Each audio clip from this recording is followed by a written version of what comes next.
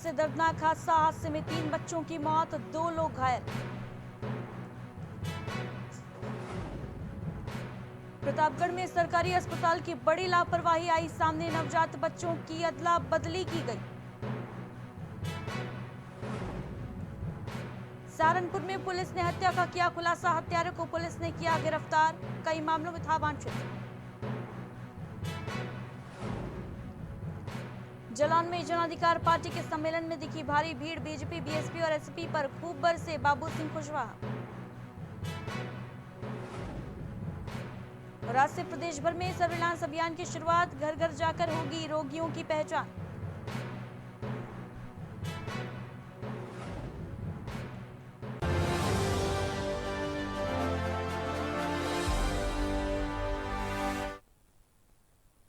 नमस्कार, स्वागत है आपका। आप देख रहे हैं प्राइम टीवी, मैं हूं आपके साथ अदिति मिश्रा। रुक करते हैं उत्तर प्रदेश की खबरों की तरफ। भारतीय जनता पार्टी किसान मोर्चा के जिला अध्यक्ष यादवेंद्र दत्त द्विवेदी ने सोनभद्र किसान मोर्चा के जिला कार्यकारिणी का गठन किया, जिसमें गंगा सिंह और राजेश मिश्रा वरिष्ठ जिला उपाध्यक्ष इसके साथ हैं। चंद्र प्रकाश दुबे, मनीषा और दिलीप चौबे को जिला उपाध्यक्ष की जिम्मेदारी सौंपी गई। इसके अलावा रविंद्र कुमार पांडे समेत दर्जनों लोगों को विशेष आमंत्रित सदस्य के रूप में जिम्मेदारी दी गई। इससे सोनभद्र के किसान मोर्चा के पदाधिकारियों में खुशी की लहर है।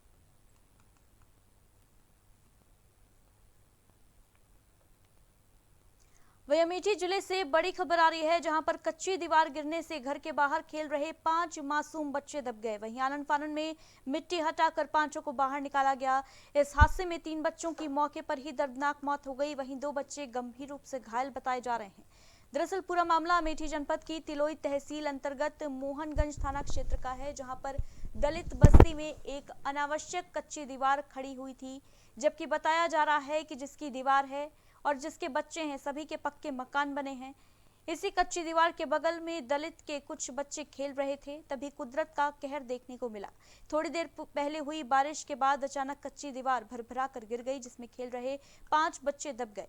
वहीं चारों तरफ चीख पुकार मच गई। आनन फानन में ग्रामीणों ने तत्काल मिट्टी हटाकर बच्चों को निकालना शुरू किया। एक एक कर बच्चे निकाले गए, जहां पर मौके पर सिर्फ 2 बच्चे ही जिंदा मिले, जबकि 3 बच्चों की दीवार गिरने से उसकी चपेट में आने से मौत हो गई।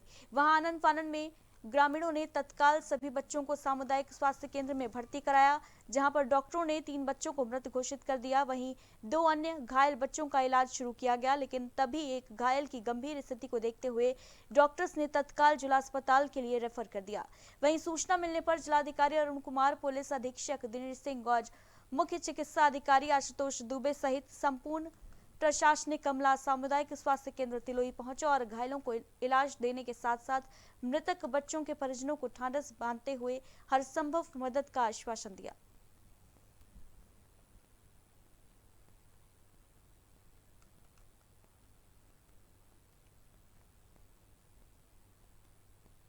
दीवार थी, वहाँ पे कुछ बच्चे खेल रहे थे, तो 2 घर थे और मिट्टी की जो कच्ची दीवार थी, वहाँ चूँकि बारिश हो रही थी तो वो कच्ची दीवार थी, तो वो गिर गई और वहाँ पे जो बच्चे खेल रहे थे वो उसके नीचे आ गए। कुल 5 बच्चे वहाँ पे खेल रहे थे और उसमें 3 बच्चों की डेथ हुई है और जो 2 बच्चे हैं वो दो बच्चे सुरक्षित हैं।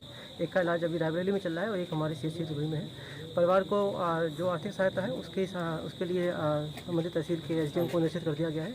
इसके अतिरिक्त जो भी अन्य सहायता है उसको दी जाएंगी। ये बच्चे 2 परिवार से हैं, एक रैदास बिरादरी से हैं और एक पासी बिरादरी से हैं। और ये बच्चे जो है कच्ची दीवार के पास खेल रहे थे।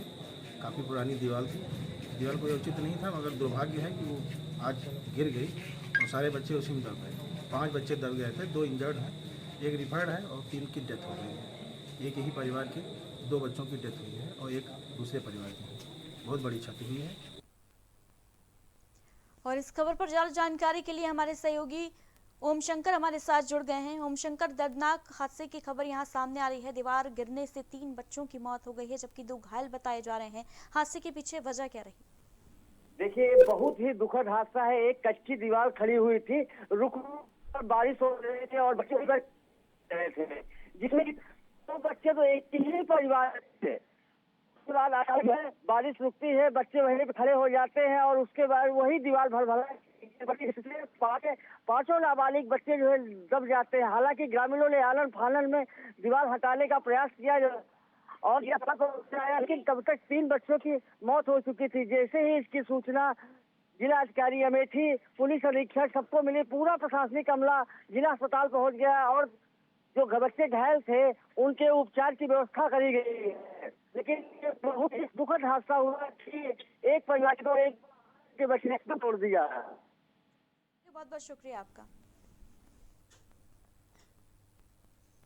वहीं पुलिस ने हत्या का खुलासा करते हुए अभियुक्त को गिरफ्तार कर लिया है। बताते चलें कि कुछ दिनों पहले जमीनी विवाद में एक युवक की हत्या हो गई थी, जिसकी सूचना मिलते ही पुलिस मामले की जांच में जुट गई थी। पुलिस ने खुलासा करते हुए बताया कि युवक की पत्नी ने पहले तो थाने में केस दर्ज कराया और उसके पति की किसी अज्ञात लोगों ने हत्या कर दी थी, जिसके बाद पुलिस को जांच के दौरान पता चला कि पत्नी और युवक के सगे भाई ने ही अपने पति और भाई की हत्या कर दी। जमीन के लालच में वो अपने देवर खुर्शीद से संबंधों को लेकर अपने पति खुर्शीद की रस्सी से गला घोंटकर हत्या की। इसी माह 4 तारीख को थाना चिल्काना के अंतर्गत एक सूचना मिली थी कि एक व्यक्ति का जो हत्या हुई है, उस संबंध में थाना चिल्काना द्वारा मौके पर पहुंचकर वहां पंचायतनामा और डेड बॉडी को पोस्टमार्टम के लिए भेजा गया था और पोस्टमार्टम में इस व्यक्ति का गला घोंटने से हत्या होने की बात आई थी। तो इसमें इन्होंने लगातार काम करके आज इस घटना का खुलासा कर दिया है। इसमें मृतक का पत्नी और मृतक का प्रतापगढ़ में स्वास्थ्य विभाग की बड़ी लापरवाही सामने आई है, जहां डिलीवरी के बाद 2 बच्चों की अदला बदली कर दी गई। प्रतापगढ़ जिले की महिला मेडिकल कॉलेज में 2 बच्चे बदलने को लेकर परिजनों ने हंगामा किया है। वहीं सीओ समेत भारी पुलिस बल महिला मेडिकल कॉलेज में तैनात किया गया है। बताया जा रहा है कि उस समय परिजन हंगामा काटने लगे जब मेडिकल कॉलेज में डिलीवरी के दौरान 2 प्रसूता महिलाओं का बच्चा आपस में बदल दिया गया। दोनों प्रसूता के परिजन नवजात बच्चे को अपना बता रहे हैं। डॉक्टर की लापरवाही के चलते बेटा और बेटी पैदा होने पर आपस में बच्चे को बदल दिया गया। वहीं आधे घंटे बाद अस्पताल के डॉक्टर्स को अपनी गलती का एहसास हुआ। दोनों पक्षों से बात की गई तो दोनों पक्ष संतुष्ट हैं। उनका कहना है कि डीएनए टेस्ट करा दिया जाए, जिसका बच्चा होगा उन्हें सौंप दिया जाएगा। ये पूजा श्रीवास्तव और रेखा तिवारी के बीच में बच्चे बदलने के लिए विवाद हुआ, जिसमें हम लोग पहुंचे और डॉक्टर साहिबा से बात भी की तो थोड़ा कन्फ्यूजन था, जिसमें स्वीपर द्वारा कुछ पहले जिसका ऑपरेशन हुआ था उसका बच्चा दूसरे पक्ष को दे दिया गया, जिस वजह से ये कन्फ्यूजन हुआ। दोनों पक्षों से बात की गई, दोनों पक्ष संतुष्ट हैं। उनका कहना है कि सर डीएनए प्रोफाइल करा दीजिए, जिसका जो बच्चा होगा वो हम लोग ले लेंगे। पूजा श्रीवास्तव के लड़का जो हुआ था, रेखा तिवारी वाले अटेंडेंट ने ले लिया, उनके हस्बैंड ने, और साइन कर दिया पूजा श्रीवास्तव के कागज पर कि हमें बच्चा प्राप्त हो गया है। पूजा श्रीवास्तव के कागज पे दस्तखत किए उन्होंने, बच्चा के पैर वैर लगवाया गया। जब हमने रेखा तिवारी का ऑपरेशन किया आधा घंटे बाद, हमने कहा बच्चा बाहर करिए, रेखा तिवारी का अटेंडेंट कहा, तो रेखा तिवारी वाले थे ही नहीं बाहर, पूजा श्रीवास्तव वाले पहले वाले खड़े हुए थे। तो उन्होंने कहा हमें बच्चा नहीं मिला। हमने कहा कैसे नहीं मिला, पहला ऑपरेशन तो आधा घंटा पहले हुआ है, रेखा तिवारी का बच्चा दे। तो वो लोग कह रहे हमारा लड़की थी, दूसरा रेखा तिवारी की लड़की हुई, तो वो बच्चा नहीं ले रहे।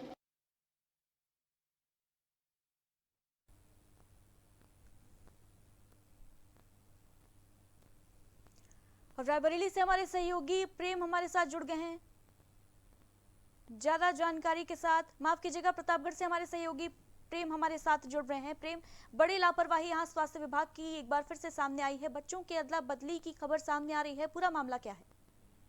जी बिल्कुल, बता दें पूरा मामला जनपद प्रतापगढ़ के महिला जिला अस्पताल का है, जहां पर 2 महिलाएं डिलीवरी केस को लेकर आई थी। महिला अस्पताल में बच्चा बदलने को लेकर दोनों महिलाओं ने जमकर घंटों हंगामा किया।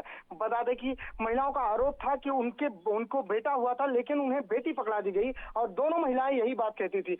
लेकिन घंटों हंगामे के बाद, सूचना के बाद मौके पर पहुंची पुलिस ने जब मामले की जमीनी स्तर से तफ्तीश की तो डॉक्टरों से बातचीत करने के बाद पता चला कि स्वीपर की लापरवाही से दूसरे का बच्चा एक दूसरे को पकड़ा दिया गया था, जिसकी वजह से कंफ्यूजन हुआ।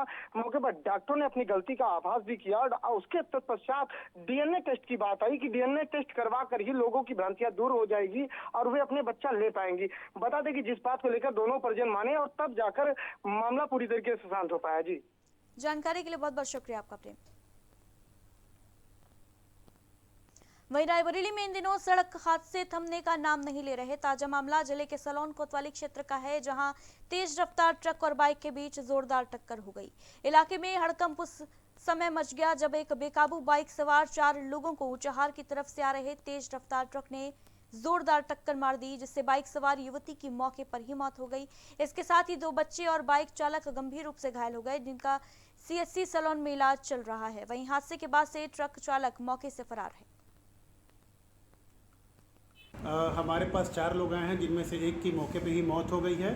बाकी 3 लोग घायल हुए हैं। यहाँ पे उनका प्राथमिक उपचार किया जा रहा है और जो घायल लोग हैं वो ऊंचाहार क्षेत्र के रहने वाले हैं। सलोन 13वां एक ऐसी सलोन में जगह। आगरा मंडल आयुक्त और जिलाधिकारी मैनपुरी, कैबिनेट मंत्री, पुलिस अधीक्षक और कई अधिकारियों ने गांव बनकिया का फीडबैक लिया। मंडल आयुक्त ने कोविड-19 संक्रमण से अनाथ हुए बच्चों से संवाद कर उनका हाल जाना, उन्हें शासन द्वारा प्रदान की जाने वाली आर्थिक सहायता के बारे में जानकारी दी। मंडलायुक्त ने कहा, अनुकूलित और मंतव्य दुबे के खाते में शासन से आर्थिक सहायता के रूप में 3 माह का 12-12 हजार रुपए भेजा जा चुका है। शेष 2 लोगों के खातों में भी धनराशि भेजे जाने की प्रक्रिया संचालित है। उन्होंने आगे कहा कि कोई भी समस्या हो तो तत्काल जिलाधिकारी मैनपुरी से संपर्क करें और समस्याओं का प्राथमिकता के आधार पर समाधान किया जाएगा। वहीं मंडलायुक्त ने ग्राम की आशा और एक एनएम को भी निर्देशित करते हुए कहा कि गर्भवती महिलाओं और कुपोषित बच्चों के स्वास्थ्य के प्रति संवेदनशील रहें। एक बार फिर टप्पेबाजों ने पुलिस को खुली चुनौती दी है। दरअसल आलमबाग बस स्टैंड पर बनारस के व्यापारी ओम प्रकाश के साथ एक दिन पहले बस के अंदर टप्पेबाजी की गई थी, जिसके बाद राहगीरों ने टप्पेबाज को पकड़ने में कामयाबी हासिल की। बताते चलें कि बस में हुई टप्पेबाजी, जिसमें 19 किलो जेवर और 10 किलो चांदी फाइन बैग लेकर चोर भाग गए थे, जिसके बाद आलमबाग बस स्टैंड पर दौड़ा कर टप्पेबाज को तुरंत पकड़ लिया गया। आलमबाग पुलिस को सौंप दिया गया। वहीं मौके पर पहुंची पुलिस 4 टप्पेबाजों को गिरफ्तार किया है और 2 टप्पेबाज अभी भी मौके से फरार हैं।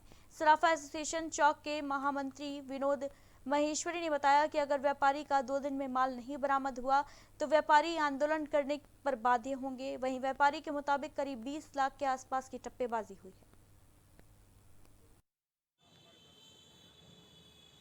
मैं चौक में माल बेच के बाकी जो माल बचे थे वो वापस लेके चौक से निकला ऑटो द्वारा आलमबाग के लिए। आलमबाग में पहुंचा, आलमो बस में मैंने अपना लगे ही रखा सामान, मतलब रखा अपना चांदी का माल था। उसमें कितना सामान था? 18 किलो करीब जेवर थे और 10 किलो फाइन चांदी थे। तकरीबन 20 लाख के आसपास का माल था वो। तो मैं रख के पानी लेने उतरा, उसी के बीच कुछ चक्कों ने मेरा बैग चुरा लिया, जिसमें थे वो करीब 6 की संख्या में थे, जिसमें से मैंने 2 को दौड़ा के पकड़ लिया और बाकी 4 भागने में सफल रहे। और इस खबर पर ज्यादा जानकारी के साथ हमारे सहयोगी शमशाद जुड़ रहे हैं। शमशाद, टप्पेबाजों ने खुली चुनौती दी है, पुलिस को बिल्कुल भी खौफ नहीं रहा है, कानून व्यवस्था का बड़ी टप्पेबाजी को अंजाम दिया है। क्या टप्पेबाजों तक पहुंच पाई है पुलिस? जी, आपको बता दें कि बनारस से जो व्यापारी आता था वो जो है यहाँ के चौक पे जो है अपना सामान जो है वो यहाँ पे आगे देता था, सप्लाई करता था और कुछ सामान जो है बेचने के बाद में वो कुछ सामान लेके ऑटो से आलमबाग बस अड्डे पे उतरा, जहाँ पे वेल्वो बस में जो है उन्होंने सामान रखा, अपना बैग रखा और पानी की बोतल लेने के लिए वो आलमबाग बस अड्डे पे उतरे थे। मगर वहीं अनजान जो है 6 व्यक्ति जो है उस बस पे चढ़ जाते हैं और जो उनका बैग लेके मौके से फरार हो जाते हैं। मगर जब व्यापारी देखता है तो 2 लोगों को, टप्पेबाजियों को जो है पकड़ लेता है और तुरंत जो है पुलिस को सूचना देते हैं और पुलिस जो है मौके से वहां पे पहुंच जाती है। और आपको बता दें कि 2 अपराधी को पुलिस ने धर दबोचा है, उनसे पूछताछ चल रही है। मगर वहीं जो है व्यापारियों का कहना है कि अगर बृहस्पति तक जो है हमारा माल और नहीं मिलता है तो बड़ा आंदोलन व्यापार मंडल की तरफ से किया जाएगा। जानकारी के लिए बहुत बहुत शुक्रिया आपका शमशाद। जालौन में जन अधिकार पार्टी द्वारा पिछड़ा वर्ग, अनुसूचित जाति और अल्पसंख्यक प्रतिनिधि सम्मेलन का आयोजन किया गया। इस सम्मेलन के मुख्य अतिथि पार्टी के राष्ट्रीय अध्यक्ष और प्रदेश के पूर्व मंत्री बाबू सिंह कुशवाहा ने कहा कि सम्मेलन का मुख्य उद्देश्य पार्टी को बढ़ाना है। उन्होंने सबसे पहले भारतीय जनता पार्टी की सरकार पर हमला बोला।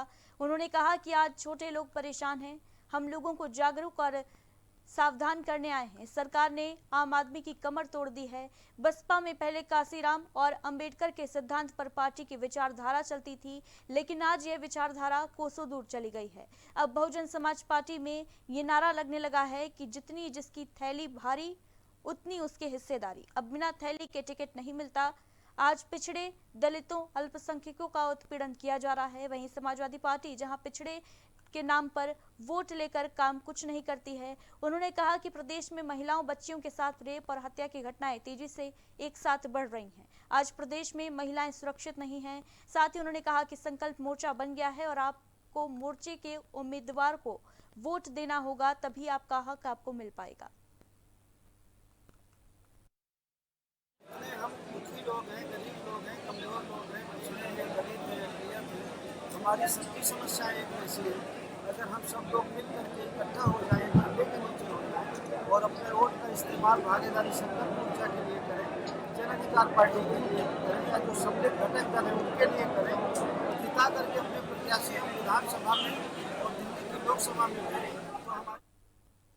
अम्बेडकर नगर में संदिग्ध हालातों में युवक की गोली लगने से मौत हो गई। गोली लगने से युवक गंभीर रूप से घायल हो गया। बताते चलें कि इलाज के लिए युवक को जिला अस्पताल में भर्ती कराया गया। वहीं सूचना पर पहुंची पुलिस मामले की जांच में जुट गई है। तो अम्बेडकर नगर से एक खबर आपको बता रहे हैं, जहां संदिग्ध हालातों में एक युवक को गोली लगी है, अस्पताल में भर्ती कराया गया है। बहरहाल पुलिस पूरे मामले की जाँच में जुटी है। युवक गंभीर रूप से घायल है, जिसका इलाज बहरहाल अस्पताल में चल रहा है। वहीं आगरा के थाना न्यू एरिया के पोइया घाट पर पुलिस और बदमाश के बीच मुठभेड़ हो गई, जहां 25,000 का इनामी मुकेश जाटव इस मुठभेड़ में घायल हुआ। बदमाश के पैर में गोली लग गई थी, जिसके बाद घायल बदमाश को इलाज के लिए एसएन अस्पताल में भर्ती कराया गया है। आज से उत्तर प्रदेश में सर्विलांस अभियान की शुरुआत की जाएगी। कई बीमारियों के मद्देनजर इस अभियान की शुरुआत की गई है। इसमें स्वास्थ्यकर्मी लोगों के घर जाकर रोगियों की पहचान करेंगे। 16 सितंबर तक ये अभियान जारी रहेगा। स्वास्थ्य विभाग की टीम अब बुखार पीड़ितों के घर घर जाकर उनका हाल लेगी, उनके लक्षणों की जांच करेगी और जरूरी दवाएं और चिकित्सीय सुविधाएं भी दी जाएंगी। इसके लिए आज से सर्विलांस अभियान शुरू हो रहा है। इस अभियान के तहत स्वास्थ्यकर्मी बुखार के लक्षणों के आधार पर कोविड की जाँच करेंगे। सीएमओ डॉक्टर अनिल कुमार ने बताया कि देश के कई राज्यों में कोविड के बढ़ते मामलों को देखते हुए राज्य सरकार ने सर्विलांस अभियान तेज करने का फैसला किया है और इसी के तहत अब झांसी में भी कोविड के खिलाफ आक्रामक रणनीति अपनाते हुए ये अभियान शुरू हो रहा है। इसके जरिए कोविड मामलों को शुरुआती दौर में ही पता लगाने की रणनीति है। मौजूदा समय में मौसम के बदलाव को देखते हुए सर्विलांस अभियान बेहद अहम है। अभियान के दौरान न सिर्फ बुखार पीड़ितों की खोज होगी, बल्कि 45 साल से अधिक आयु पूरी कर चुके ऐसे लोगों की भी सूची तैयार की जाएगी, जिन्होंने अभी तक वैक्सीन की एक भी डोज नहीं लगवाई है। अभियान के स्वास्थ्य कर्मचारियों को प्रशिक्षित किया जा रहा है। और इन्हीं खबरों के साथ उत्तर प्रदेश के बुलेटिन में बस इतना ही। बाकी बड़ी खबरों के लिए आप बने रहिए प्राइम टीवी के साथ। नमस्कार।